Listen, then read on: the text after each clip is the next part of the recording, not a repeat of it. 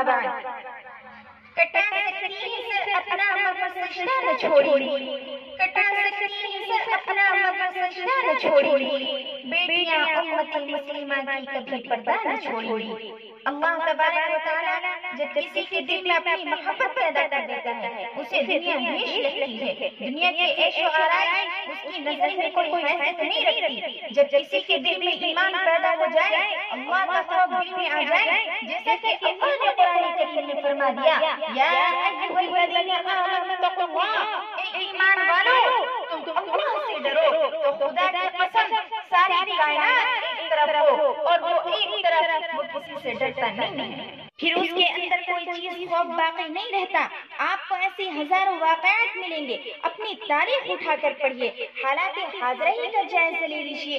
کرناٹک میں بھیڑیوں سے بھرا میدان، لپکتے بھیڑیوں کے درمیان میں ایک مسلم قومی شیرنی کی دہاڑ سے ملک لرز جاتا ہے۔ ایک بیٹی نے انقلاب کا ہاتھ اٹھا کر بتا دیا، ایک شیرنی جانے کتنے لنگوروں پر بھاری ہے۔ ہم کرناٹک کے صاحب ایمان غیرت مند بہادر بیٹیوں کی استقامت کو سلام پیش کرتے ہیں، ہم ان کو محبت بھرا سلام پیش کرتے ہیں۔ اے ملک کی جانباز جرأت مند بیٹیوں تمہیں سلام، جنہوں نے اپنی مضبوط دین اور پردے سے محبت کا ثبوت دے دیا۔ دل سے سلام ہے ان مسلمان بہنوں کو جو حجاب کے لیے ہزاروں ابو جہل سے لڑ رہی ہیں۔ حجاب ہماری شان ہے، حجاب مسلم خواتین کی پہچان ہے۔ اماں حوا کی اس جرأت مند باحجاب بیٹی کو دل سے مبارکباد دیتے ہیں۔ ایمان ایسی دولت ہے جو چھپائی نہیں چھپا کرتی، اور جہاں کہیں بھی ایمان جیسی دولت نظر آ جاتی ہے وہاں روشنیاں ہی روشنیاں پھیل جاتی ہیں۔ حضرت سمیہ رضی اللہ تعالی عنہا ہمارے لیے آئیڈیل ہی، جو اپنے دین پر قائم رہی، طرح طرح سے ان کو اذیتیں دی گئی، اس کے باوجود انہوں نے کہہ دیا، اے کفار و مشرکین، آج تم میرے جسم سے جان نکال سکتے ہو، میرے دل سے ایمان نہیں نکال سکتے۔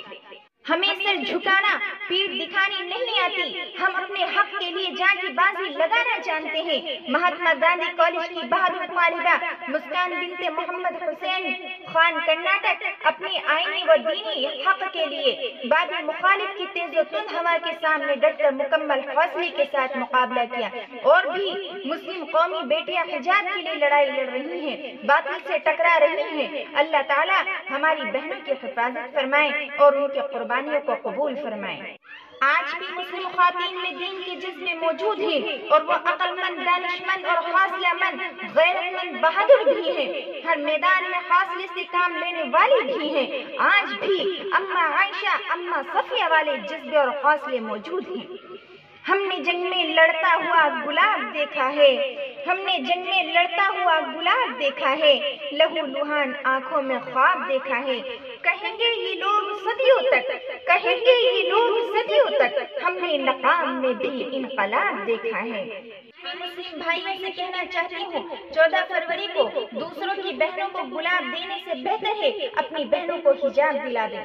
ہم ایسے ہی یوں سب کے خیالوں میں رہیں گے، ہم ایسے ہی یوں سب کے خیالوں میں رہیں گے، کانٹوں کی طرح چبھتے نگاہوں میں رہیں گے۔ تم لاکھ کوششیں کر لو ہمیں بے پردہ کرنے کی، تم لاکھ کوششیں کر لو ہمیں بے پردہ کرنے کی، ہم ہو جائیں گے قتل پھر بھی حجابوں میں رہیں گے۔